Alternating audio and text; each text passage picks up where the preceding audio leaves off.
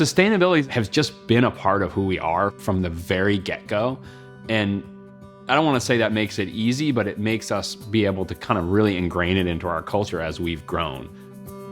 The reality is that making beer is a resource-heavy activity. So therefore, we feel an obligation to make sure that we're doing everything we can to make beer in the most sustainable way possible.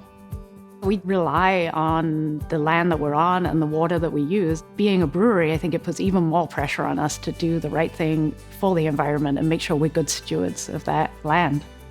Water is a good example of something that is an important resource for making beer, to say the least. For a very, very long time, we've been tracking our water use as a ratio to the amount of beer we make.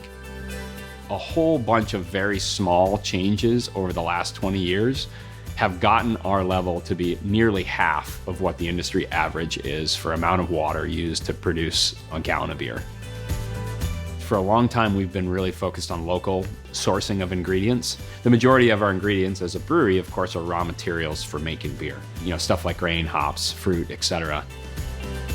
In 2016, we made a pledge to buy 1 million pounds of Maine grain. And on December 1st at 9:30 in the morning, 2021, we hit that mark.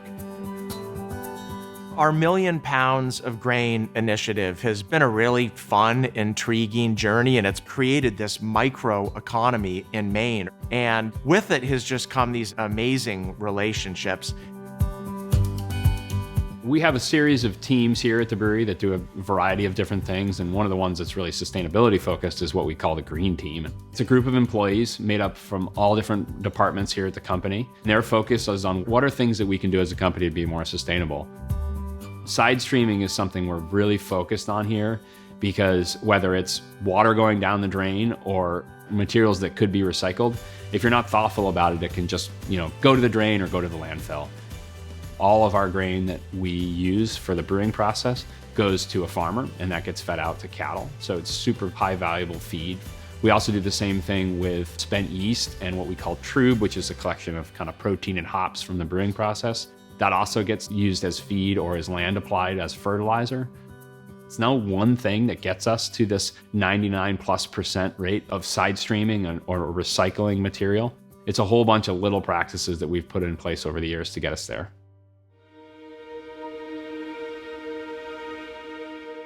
We've gotten even more and more sophisticated and into the art of recycling. At our size, we have a lot of balers that we can bale stretch wrap. We have balers that we can crush aluminum cans with, cardboard. We have a dedicated stream of brown glass bottles that we haul directly to the glass plants so that doesn't end up in landfills. We reached out to breweries in the community and gauged their interest in a co-op program where they could bring these materials that sometimes they didn't have the capacity to bale or to process. We'd bale it, we'd package it for them, and we'd ship it off to be responsibly recycled. There was a recent piece of Maine legislation that we were strongly in support of in regards to recycling. The EPR initiative stands for Extended Producer Responsibility. Essentially, the way the program works is anyone who is creating waste that could potentially end up in a landfill, whether it's recyclable or not, has the responsibility to pay a fee into a system.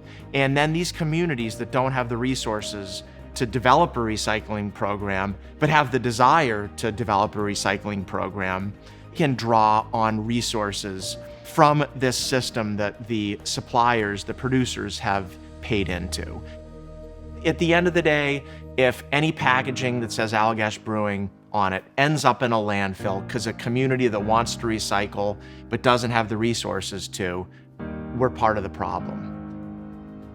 I really did feel like we had a responsibility to advocate for this program and to pay into this program. Having sustainability so ingrained in who we are and who this culture is means that it kind of filters its way to all individuals from leaders in the company to every single employee here. That just by nature makes it top of mind for every decision we make on a daily basis.